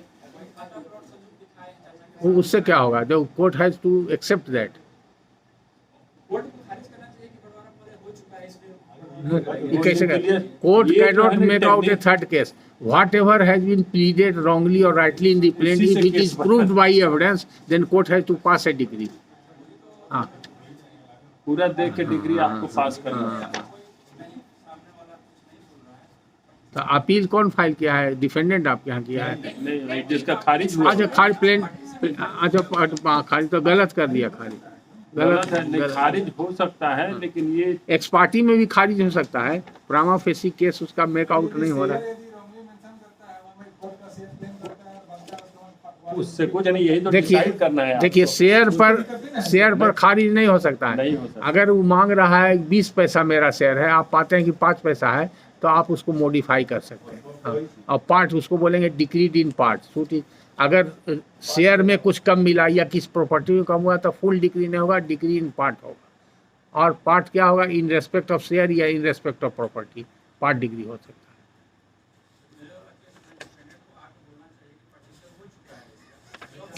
अरे डिपेंडेंट नहीं आया तो खोलिए ना, उसका आप पार्टीशन प्रूव हो रहा है। आप एज ए अपने जा रहे डिपेंडेंट को खोजने मिल नहीं रहा है। एक्सट्रीम सिचुएशन में आप है। हाँ, वही बताए ना कि पार्टीशन सूट पे ना आप कुछ मत कीजिए। हम अप्रोच करने का तरीका है, चुपचाप पार्टीशन पे जजमेंट खोजिए 3-4, आपको सब कोई ना कोई एक जजमेंट में सिमिलर फैक्ट मिल 2-4-5 पढ़ने सिमिलर फैक्ट पे आपको जजमेंट मिल जाए। वो आप जो पूछे है ना रूलिंग, हमारे पास नोटबुक में नोट है, वो नहीं सर का है। फोन नंबर ले हाँ, लेना, मेरा जरूरत फोन पड़े तो नंबर बात आप लोग कर सब ले लीजिए। यूट्यूब पर भी, अभी कल अभी बहुत यूट्यूब पर भी है मेरा नंबर आते अवेलेबल वाले समय में है। हाँ, और उसमें भी अभी जो आपको मिला है फॉर्मेट, और उसमें भी नंबर है ही है। हाँ हाँ, उसमें भी नंबर है। हाँ ठीक है। हाँ अभी पार्टीशन नहीं समझ में आया। ठीक ठीक है। अभी तो शुरू हुआ है, अभी तो क्लास शुरू हुआ। अभी तक तो हम लोग परिचय ही कर रहे थे। आपको मालूम है कि मेरा क्लास 10 बजे से 9 बजे रात तक यहाँ चला है। ये भी रिकॉर्ड है एकेडमी में, कंटिन्यूअस। और हम नहीं हिले हैं, डायरेक्टर साहब को आकर के क्लास ब्रेक करवाना पड़ा। और उस दिन वर्ल्ड कप था क्रिकेट का, याद है ना आपको? आप थे ना, अभी हाईकोर्ट जज है नवनीत बाबू थे ना। हाँ, पांडे जी थे, वही डायरेक्टर थे उसमें। आगे उनको कहना पड़ा क्लास में आगे कि आप छोड़िए सर को। 10 बजे से कंटिन्यूस क्लास ले रहे थे हम, तो होल डे क्लास लेने का मेरा रिकॉर्ड है। विनय बाबू तो मेरे लिए शुरू आए थे तो गेस्ट रूम खुलवा रहे थे कि रेस्ट लीजिएगा खाने पूरा चीज उसी के बारे में था, नहीं समझ सकता। हाँ हाँ। अब आप अभी और भी कोई क्वेश्चन हो आपके मन में तो पूछिए। सर एक क्वेश्चन है, मान लो 50 साल पहले पार्टीशन हो गई है, 4 भाई, हाँ, हाँ। अब उनके बच्चे हो गए सारे, लेकिन कोई किसी के प्रॉपर्टी पे इंक्रोच कर रहा है, पार्टीशन वाली प्रॉपर्टी, अब उसमें कोई पार्टीशन लेकर आ रहा है बच्चे, उस केस को हम क्या करेंगे? देखिए, एक बार पार्टीशन हो गया तो फुल एंड फाइनल है, so far as that parties are concern. अब उनके बच्चे बढ़ते जाएंगे, परिवार बढ़ते जाएगा, तो नीचे का शेयर बढ़ेगा, तो नीचे का फिर जो यूनिट होगा, जियोलॉजिकल टेबल बना लीजिए। मान लीजिए ABCD 4 भाई है, मिट्स एंड बाउंड से पार्टीशन नहीं होती है ना, ओरल पार्टीशन लोग करते हैं घर में। तो भी मिट्स एंड बाउंड ही कहलाता है ना। वो प्राइवेट पार्टीशन है, मिट्स एंड बाउंड। अगर ये आ गया एविडेंस कि प्राइवेट पार्टीशन है, मिट्स एंड बाउंड्स नहीं है, तो कौन सा प्रॉपर्टी ज्वाइंट रहा? तो पार्शियल पार्टीशन में सूट डिसमिस हो जाएगा। ये मालूम है कि नहीं? अगर ये पता चले किसी पार्टीशन सूट में कि 10 आइटम प्रॉपर्टी है, उसमें एक आइटम को छोड़ दिया गया है, तो the suit shall be dismiss. Partial partition is impermissible. अब हिंदू का, मुल्ला का हिंदू लॉ में देखिए, पार्शियल पार्टीशन कब परमिसिबल है, उसके लिए स्पेशल सर्कमस्टांस चाहिए, स्पेशल केस चाहिए। अगर ऐसा प्लीडिंग है कि जो प्रॉपर्टी का हम बंटवारा नहीं चाहते हैं, उसको अभी हम लोग इजमाल रखना चाहते हैं क्योंकि ये कॉमन यूटिलिटी का है, या ये बहुत दूर है, हम लोग का यूटिलिटी का नहीं है, हम इसको बेचना चाहते हैं, there must be some special reason और special circumstance to keep certain property joint for certain time for certain purpose.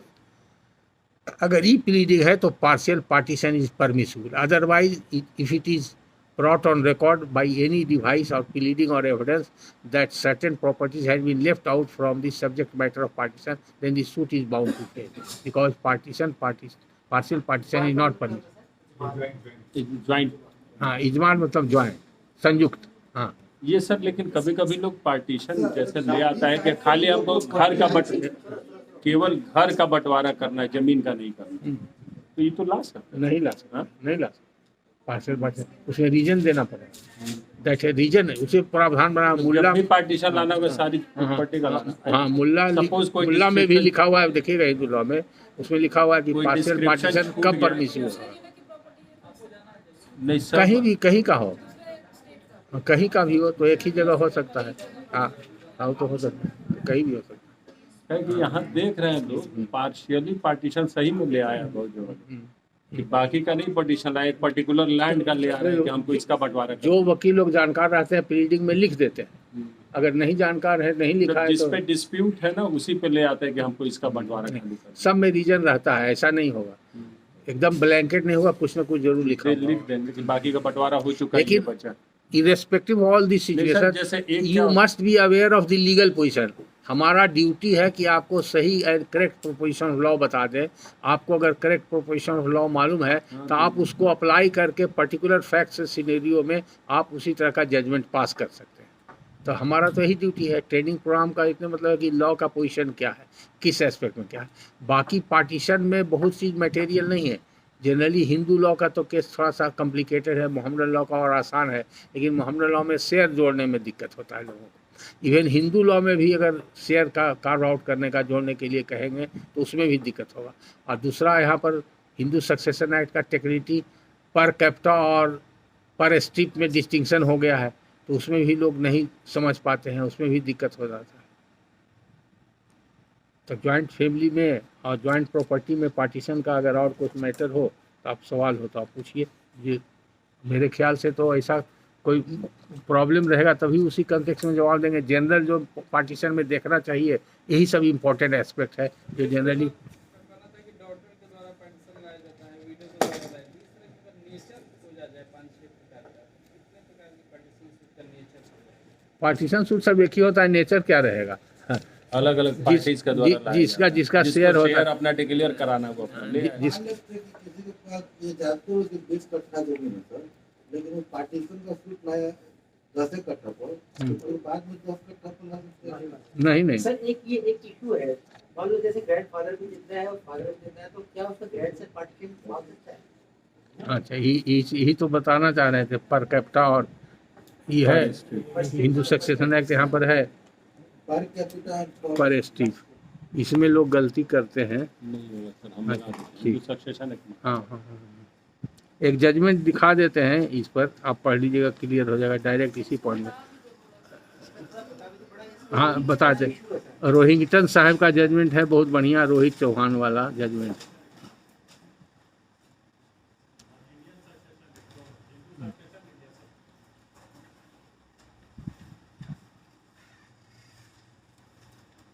Nucleus वाला जो बताए थे उस पर भी जजमेंट चाहिए आप लोग को। न्यूक्लियस से फालिदा हुआ है न्यूक्लियस कि नहीं? न्यूक्लियस ज्वाइंट फैमिली में है कि नहीं, ज्वाइंट प्रॉपर्टी के प्रिजम्पशन के लिए। हाँ चाहिए तो लिखा देते हैं, वो है मेरे पास नोटबुक है अभी luckily. AIR 1972 supreme court 1279। Basically sir के देखिए प्रैक्टिस के समय का सब डायरी है। हम्म। तो जो भी केस करने जाते हैं ना, उस केस पर थॉरो रिसर्च होता है, यानी कि क्या लीगल प्रोविजन है, 1950 से अभी तक कितना जजमेंट है, वो सारा है। उसका तब दूसरा जाके वो दूसरा चलेगा। जजमेंट लिखिए। दूसरा, इसमें पार्टी का नाम नोट नहीं है मेरे नोटबुक में। दूसरा जजमेंट में पार्टी का नाम है श्री निवास वर्सेस नारायण देव जी। श्री निवास वर्सेस वो न्यूक्लियस पर 3-4 जजमेंट देते हैं, बहुत परफेक्ट सब आपका हो जाएगा। निवास versus Narayan Dev ji, Narayan Dev ji, AIR 1954 supreme court 379। 1954 का। हाँ, इसके पहले लिखा है जो 72 का था। उसके बाद एक जजमेंट और है, KV Iyer versus KV Iyer. बड़ा नाम है इसलिए शॉर्ट में लिख दिया KV Iyer versus KV Iyer. AIR 1965 supreme court 289।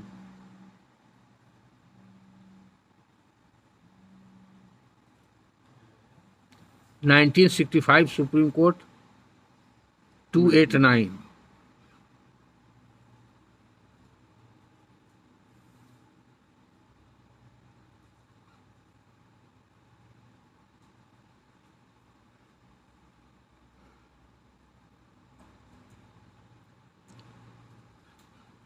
और एक लेटेस्ट जजमेंट भी है 2003 volume 10 SCC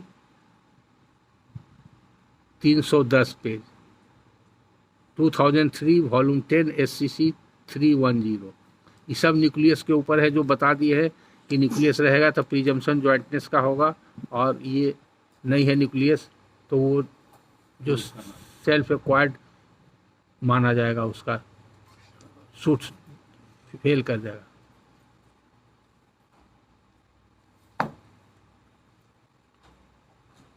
Hindu section mobile में आप लोग निकाल सकते हैं, सेक्शन 19 है, सेक्शन 19 देखिएगा।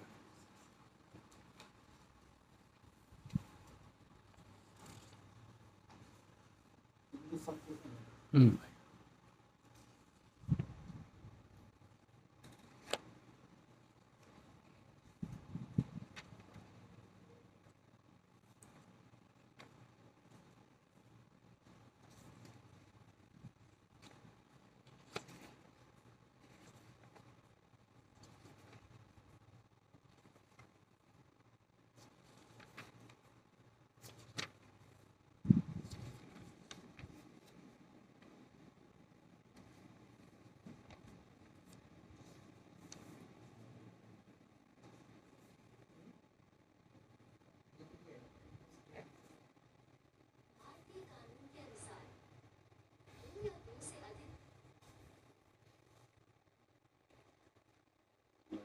प्लेटफॉर्म नंबर 1 पर आने वाली गाड़ी प्लेटफॉर्म नंबर 2 पर आएगी। इसी तरीके से कुछ सेक्शन 19 हम पढ़ रहे हैं, आप लोग भी मोबाइल में देखिए, साथ साथ पढ़ रहे हैं, आप लोग ध्यान से सुनिए। If two or more heirs succeed together to the property of an intestate, they shall take the property, clause A, save as otherwise expressly provided in this act, per capita and not per strip. Sub clause भी है, and such tenants in common and not as a joint tenant. तो per capita पर strip तो आप समझ रहे हैं, समझाने की आवश्यकता नहीं है ना। अगर नहीं बता दिया जो तरीके को समझना है, हैं उधर है पीपी साहब। अच्छा, ये जो ये नहीं है, बोर्ड नहीं है यहाँ पर, खैर। तो आप ऐसे देखिए, डायग्राम बनाइए, बोर्ड लगा अब डायग्राम बनाइए, आप नोट हाँ लिखिए ना, ये रहता तो हम समझा देते डायग्राम बना करके। तो ठीक है, आप लिखिए, वो डायग्राम बनाइए, और केस लॉ से ही उसी से डायग्राम बना। बुद्धू नाम का एक आदमी है, बुद्धू, बुद्धू, ये बढ़िया। उसका एक लड़का है गुलाब, एक गुलाब है, एक जीले दू, और तीसरा है राम कुंवर।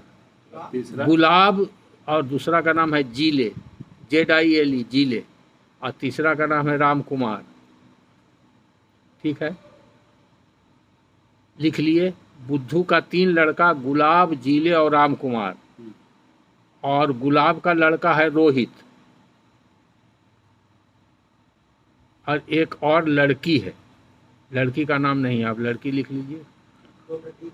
हाँ, या लड़का ही मान लीजिए, लड़की है, नाम नहीं है उसका।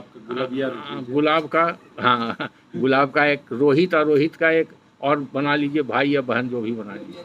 हाँ ठीक है, और जीले का एक लड़का है सुरेंद्र।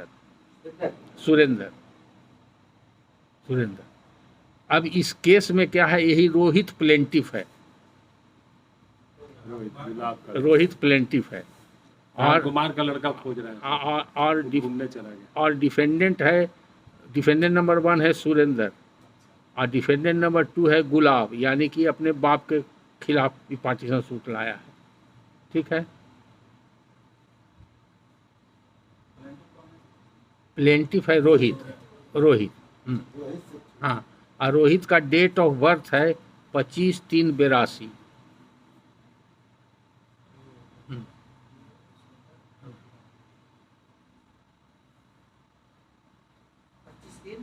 बेरासी।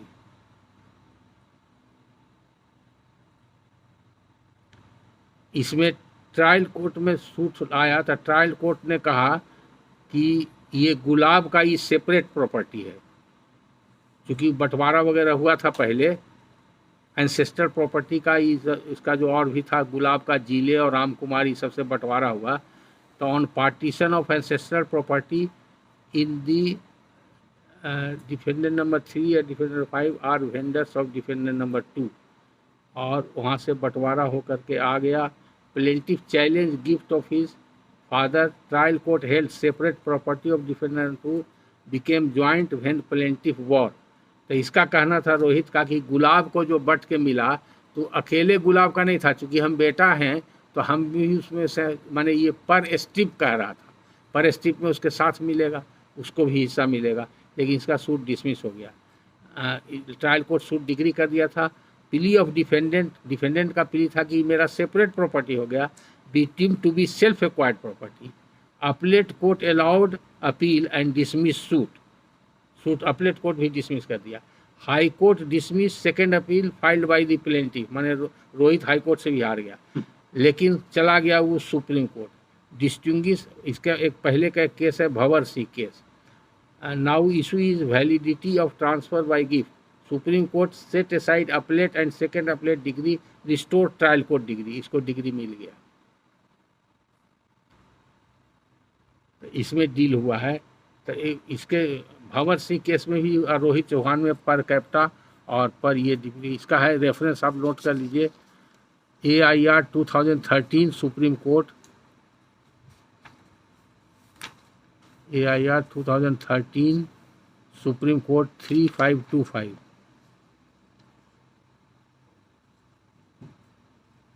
मेरा केस ये है, जैसे ये मान लो रोहित है, ये ग्रैंडसन हो गया, गुलाब इसका फादर हो गया।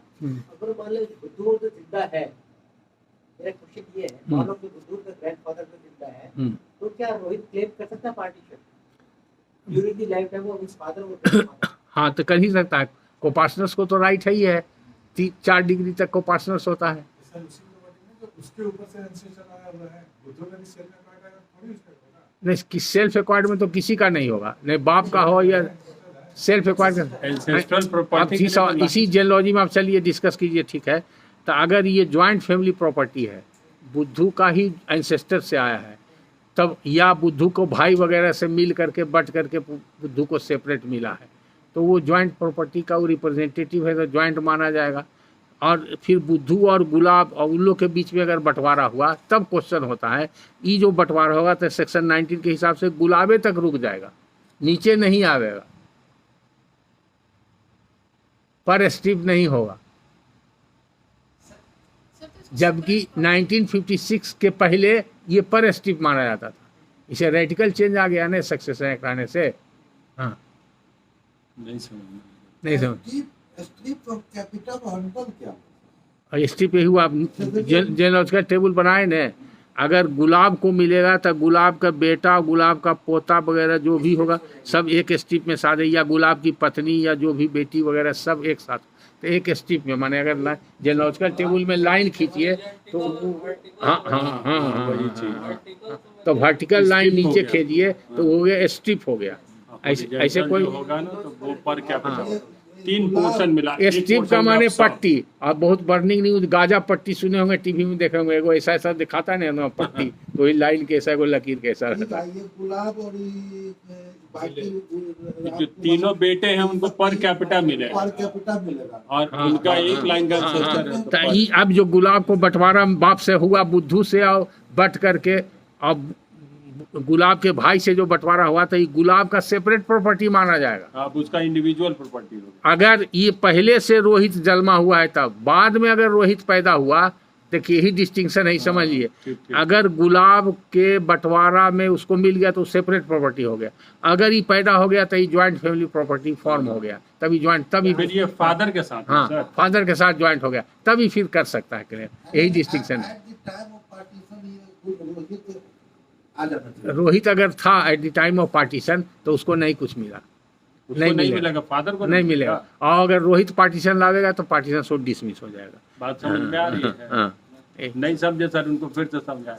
अगर रोहित आज अगर ये जजमेंट पढ़िए, जिंदा रहेगा फादर ना क्लेम करेंगे अपने father एक से। जजमेंट और लिखा देते हैं, तुरंत समझ पोता को भी ना हो गया है। स्ट्रिप लेना है। क्लेम कर सकते हैं, लेकिन स्ट्रिप में फादर के बाद जो संपत्ति आएगी उसी में से न लेगा। नहीं नहीं, तो अगर रोहित रहता उस वक्त तो फादर क्लेम भी करते थे, उसको स्ट्रिप से हाँ, मेरे साथ। मैंने पढ़ा था कि मतलब वो फादर और ग्रैंडफादर जिंदा है तो अपना ग्रैंडसन क्लेम भी कर सकता पार्टी। सर ये है यानी 4 नीचे पीढ़ी बता नहीं, वो लोग सब था 3 जो जनरेशन या 3 को क्या बोलते हैं उसको? कोपार्शनल है, कोपार्शनल सारे। वो एक तो देखिए आप एक डायरेक्ट जजमेंट पढ़िए। अब ये जो हम बता रहे हैं यही लॉ सेटल्ड है, लेकिन अब जजमेंट पढ़िए तो आपको इतना डिस्कस करने का टाइम नहीं, जजमेंट से क्लियर हो, डायरेक्ट जजमेंट दे रहे हैं आपको। लिखिए, उसको पढ़ के आइए, कल उसी से हाँ, शुरू करें। Commissioner of wealth tax versus Chandrasen, commissioner of wealth tax versus Chandrasen, तो इसमें वो best tax wealth tax versus Chandrasen, 1986 volume 3 SCC, Chandrasen Chandrasen 1986 volume 3 SCC 567 567 1986 volume 3 SCC 567, इसका इक्विवेलेंट है AIR 1986 सुप्रीम कोर्ट 1753। सर लोग को कोई केस पढ़ना होगा ना, तो यहाँ से आप इशू करा सकते हैं, हार्ड कॉपी में भी लाइब्रेरी से आप इशू करा लीजिए, देख लीजिए। हाँ, ये जर्नल से हार्ड कॉपी में अगर पढ़ना चाहते हैं, सारी SCC है, हाँ, ये तो SCC भी है, AIR आप भी अपना है। सिस्टम पर भी आप देख कर दे सकते हैं, ये सब तो अवेलेबल है, नेट पर अवेलेबल है जजमेंट, आप अपना सिस्टम पर भी देख सकते हैं। हाँ, इसमें क्या जजमेंट है उसका जिस्ट हम नोट किए हुए हैं। सुना देते हैं आपको। The moment a son is born he gets a share in the father's property and becomes part of the coparcener. His right accrues to him not on death of father or inheritance from father, but by his birth. Before 1956, son and grandson becomes copartners in separate property. Joint family constitutes in Section 8 of Hindu Succession Act 1956. Heir is son and not grandson, though son of a predeceased son is included. तो यहाँ पर years में आएगा जो class 1 air है, अगर son of ए प्रीडिसेसिंग सन है लेकिन ग्रैंड सन वहाँ नहीं है, इसलिए आया कि पर कैपिटा का थ्योरी लागू हो गया, इसलिए इसमें एक्सप्लेन किया हुआ। आफ्टर 1956 पारा नंबर 18 में पढ़िएगा, ये लिखा हुआ है इस जजमेंट में, para number 18। After 1956 the earlier interpretation of Hindu law giving a right by वर्स ceased to have effect. After 1956 the son of a father who got property on partition did not constitute Hindu undivided family. इसलिए वो property जो father को मिल गया उसका separate property माना जाएगा। और इसके पहले और बाद का भी कई जजमेंट है। ये जजमेंट है भंवर सिंह केस, ये भी देखिए, एक जजमेंट और लिखिए भंवर सिंह, 3-4 जजमेंट देते हैं। और लेटेस्ट जजमेंट है रोहिंटन साहब का, बहुत बढ़िया जजमेंट है। वो केस हमारा एक औरंगाबाद का केस हमारे पास है, लड़की ने पार्टीशन लाया था, तो हमने कहा कि इसी पर कैपिटा पर स्ट्रिप के आधार पर उसका सिचुएशन ऐसा था कि सूटे मेंटेनेबल नहीं है। और सुप्रीम कोर्ट का जजमेंट हम पढ़ के सुनाए, लेकिन जज साहब उसको एडजॉर्न कर दिए, अभी तक उसको फाइनल है। बोले कि जजमेंट हमको समझ में नहीं आ रहा है, इसको हम बढ़िया से पढ़ेंगे फिर आपका बहस सुनेंगे। वो एडजॉर्न हो रहा है मेरे बहस के लिए, एक ही जजमेंट पर हमें जाए कि suit is not maintainable. Order 7 और 11 में पिटिशन हमने दिलवाया था वहाँ पर, वहाँ मेरा पिटिशन रिजेक्ट हो गया, उसी के अगेंस्ट में हाईकोर्ट है। तो उसमें यही क्वेश्चन था कि डॉक्टर को तो राइट हो गया, सबके दिमाग में डॉक्टर को राइट हो गया, लेकिन वो पर कैपिटा पर स्ट्रिप का झंझट उसमें आ गया। तो उसमें जो था वो केस लॉ भी आपको दिखा देते हैं। अभी एक लिख लीजिए, Bhanwar Singh versus Puran Singh. Bhanwar Singh versus Puran Singh 2008 volume 3 SCC page 87। 2008 volume 3 SCC page 87।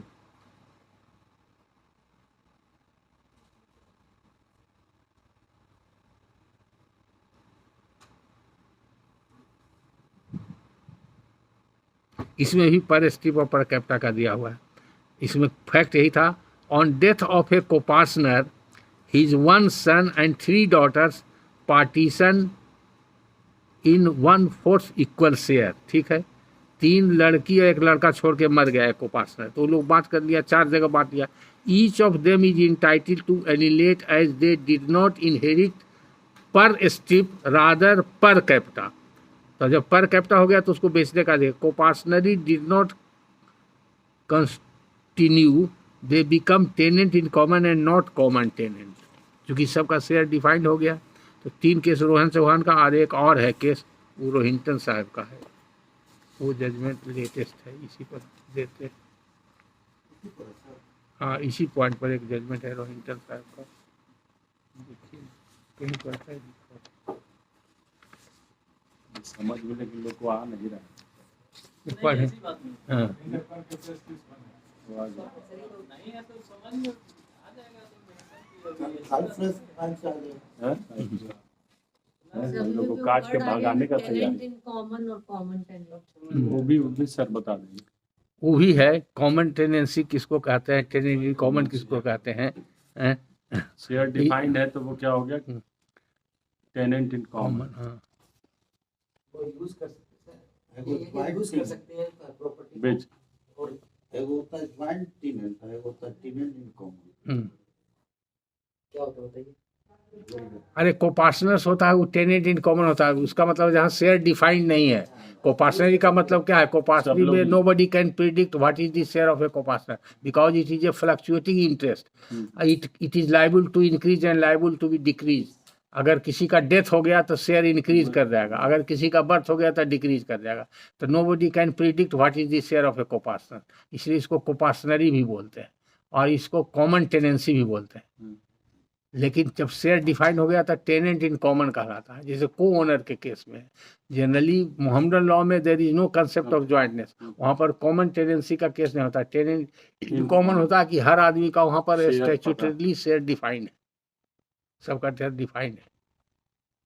जैसे बीवी का पत्नी का 2 आना होता है, एक 16 आना माना जाए या 100 पैसा माना जाएगा नया पैसा के हिसाब से, तो चूंकि बेटी का पुराना बेटी बना से हुआ बड़ा। आना के हिसाब से माना हुआ तो उसको 2 आना निकाल दिया जाएगा पहले वाइफ का और या विडो का। अब बाकी बेटी का जितना शेयर होगा उसका जस्ट डबल होगा, बेटा का होगा, बेटी का होगा 1 आना तो बेटा का हो जाएगा 2 आना। तो उसी हिसाब से निकालना पड़ता है, जोड़ना पड़ता है कि जो शेयर आप कंप्यूट कर रहे हैं वो मिला करके 16 आना तो होता है, तब आपका हिसाब सही है। अगर 16 आना में कम बेस होता है तो जो बच जाता है वो चला जाता है रेजिडुअरी पर। तो रेजिडुअरी में हॉरिजॉन्टल लाइन में भी जो होता है उसके भाई बहन पर भी जा सकता है, और फादर मदर ऊपर भी, मोहम्मदन लॉ में ऊपर भी जाता है, हॉरिजॉन्टल भी जाता है और नीचे भी जाता है।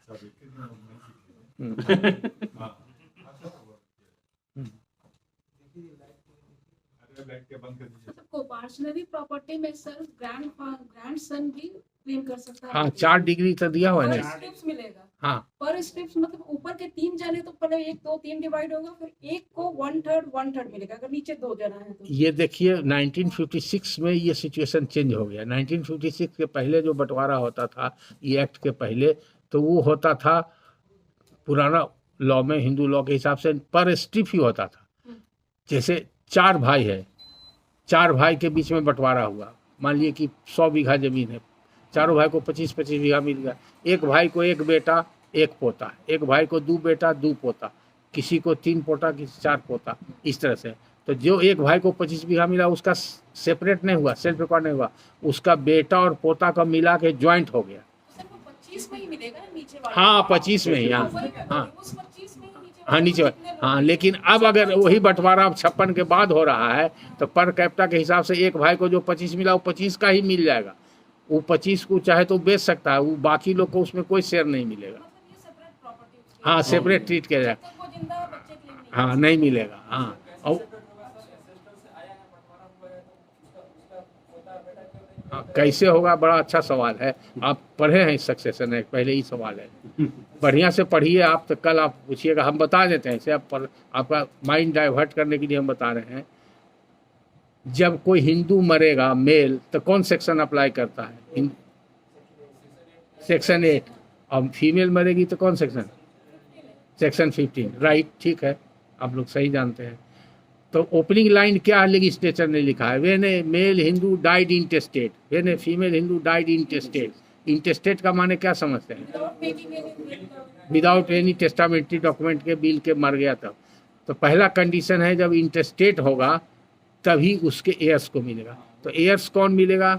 जो एयर्स यहाँ पर डिफाइंड किया हुआ है शेड्यूल 1 में, क्लास 1 एयर्स। तो अगर फीमेल रिलेटिव छोड़ के मरा है तब ये एक्ट लागू होगा। अगर कोई फीमेल रिलेटिव नहीं है या फीमेल एयर्स नहीं है as defined under the act, तब वो लॉ ऑफ सर्वाइवल सिर्फ ओल्ड हिंदू लॉ का अप्लाई करेगा। तो सभी सर्वाइविंग को पार्टनर्स के ऊपर चला जाएगा। समझ गई बात? अगर ये एक्ट अप्लाई करेगा तो इस एक्ट में कौन है उसका वारिस? तो वारिस में है बेटा बेटी, है न? बेटा बेटी अगर नहीं है, प्रीडिसीज्ड है, तो पोता पोती नाती नतनी उसी कैटेगरी में, प्रीडिसीज का प्रीडिसीज जो होगा वो आवेगा। लेकिन ग्रैंडसन नहीं है उसमें, ग्रैंडसन कहीं नहीं है। इसका माने लेजिस्लेचर का इंटेंशन है कि जिसको बट करके मिला है उसी को मिलेगा, उसके ग्रैंडसन को नहीं मिलेगा। तो वो पर स्ट्रिप रहता तो ग्रैंडसन भी इंक्लूडेड होता।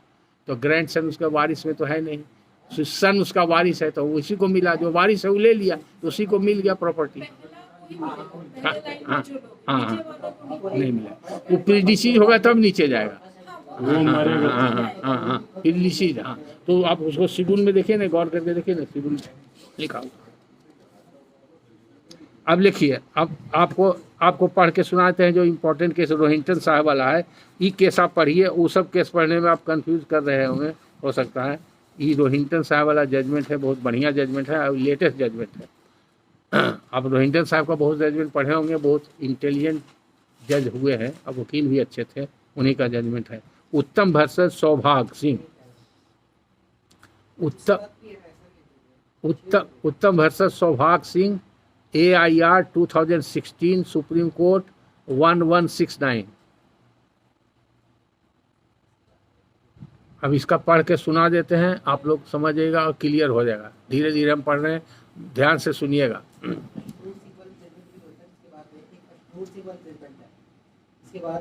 हाँ होगा, प्रिंसिपल यही है। Hindu succession act 1956, section 6 prior to amendment of 2005 and section 8, devolution of interest after death of grandfather in 1973। ध्यान से सुनिए, ध्यान से, इसमें की जजमेंट का जिस्टे पढ़ देते हैं। Devolution of interest after death of grandfather in 1973, this case shall be governed by proviso to section 6। Ancestral property ceases to be joint family property from the date of death of grandfather and devolves by succession under section 8. The co-partner and widow of deceased shall hold the property as tenants in common. The plaintiff is the grandson who born in 1977 after death of grandfather. Suit for partition by him is not maintainable because on his birth in 1977 said ancestral property is not joint family property. इसका grandson suit file किया था, dismiss हो गया। हाँ हाँ। The plaintiff of this case, Uttam, was born in 1977 after death of grandfather Jagannath in the year 1970. Thus, the plaintiff would have no share in the property of grandfather in view of section 8. Section 8 को कह रहा है। Finally, the apex court summarized the law prior to 2005 amendment to the context of section 4, 8 and 9 of the Hindu Succession Act as follows.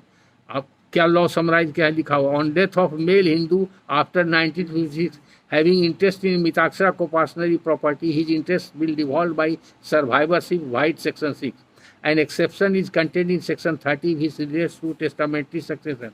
Second exception is the proviso to section 6 that if male Hindu died leaving behind a female relative specified in class 1 or a male relative claiming through such female relative, the interest of deceased co-partner would devolve by testamentary or intestate succession and not by survivorship.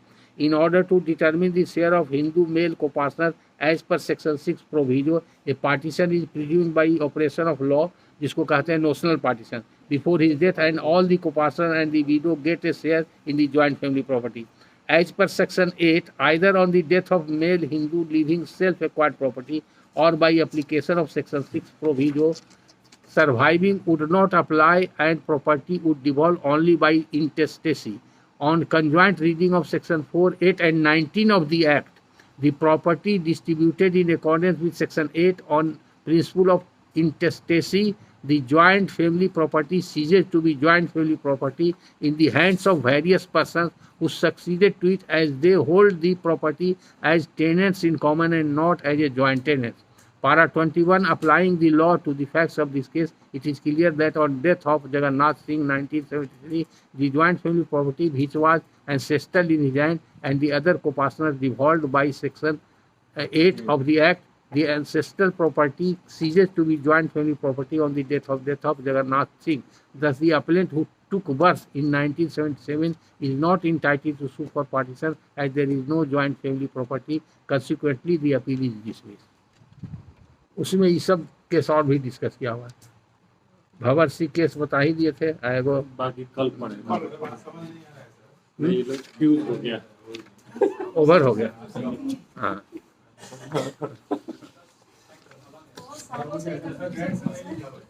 एक बार देखिए, कोई subject approach करने का तरीका होता है। Sir ये issue है थोड़ा, इसके बारे में मतलब जब हम प्रैक्टिस कर रहे जब भी नहीं मिला था हमें इसका, बताइए क्या होगा? मतलब फादर और जो ग्रैंड फादर क्या सर वो नहीं है। सर का एक फैक्ट अलग है सर, उसका जन्म ही बाद में हुआ बंटवारा के बाद। अगर हम मान लीजिए हम कुंवारे हैं, आप जजमेंट पढ़ लीजिए सर, मान लीजिए हम कुंवारे हैं अभी और एंसेस्ट्रल प्रॉपर्टी के बंटवारा हो रहा है और बंटवारा में मेरा मिल रहा है, जब आप बाद में जन्म लीजिएगा तब ज्वाइंट फैमिली फॉर्म कर जाएगा, यही तो लॉ है।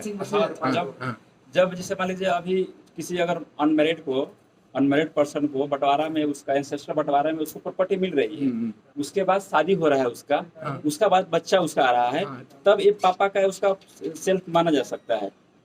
हाँ तब अगर उसका पहले ही शादीशुदा है, अब बच्चा जन्म लिया है, उसके बाद भी एंसेस्टर बंटवारा हो रहा है, हाँ। उसका बच्चा तो ऑटोमेटिक मान जाएगा, हमारा सेल्फ रिकॉर्ड हो ही नहीं चार सकता। नहीं, है ना वो पार्टनर सर। नहीं तो नीचे नहीं जाएगा, पर स्ट्रिप नहीं जाएगा, वो तो सेक्शन 19 रोक रहा है, पर कैप्टा हो जाएगा। तो कॉमन टेनेंसी नहीं, टेनेंट इन हाँ। सर ऐसा है, ऊपर से जो मान लो 3 डिग्री से मुझे ऊपर से पीछे की रोक सकते हो, एक को ऊपर 3 से मिली है, और तो वो एक है 3 नीचे तक जा सकती है, ये है सर। ये 56 के पहले के लॉ के हिसाब से, नहीं सर, आफ्टर 56 अब नहीं सर, जाएगा। ये अशनूर सिंह वाली में यही तो कही है कि ए है, एक से जो मान लो 3 डिग्री से उसको ऊपर से कोई प्रॉपर्टी मिली है तो वो इंटाइटल है ए, और उसके जो पार्टीशन हो उससे जो नीचे 3 डिग्री वाले वो उसके लिए इंटाइटल है। कंसेप्ट पूरा चेंज हो जाएगा सर, सेल्फ Clear है एक्वायर्ड सर। का और फिर एंसेस्टर प्रॉपर्टी का। सेल्फ एक्वायर्ड नहीं, वो सेपरेट प्रॉपर्टी माना जाता है, सेपरेट सेपरेट उसमें फिर partition उनके देयर बाद इज बच्चे difference create between separate property. आपको फोकस हम कर रहे हैं पर कैप्टा और पर स्टिप पर। अगर ये आप समझ गए कि पर कैप्टा है तो पर कैप्टा है तो वहीं रुक जाएगा, पर स्टिप नहीं होगा। उस केस में फैक्ट्स आता है कि नहीं आता, 3-4 केस जो बता दिए एक बार पहले उसी पढ़ पॉइंट पर। पढ़ लेंगे सर, ठीक है। वो ग्रे एरिया सर हमारा। हाँ, it is all. Thank you. Thank you. फिर आ ही रहा है सर।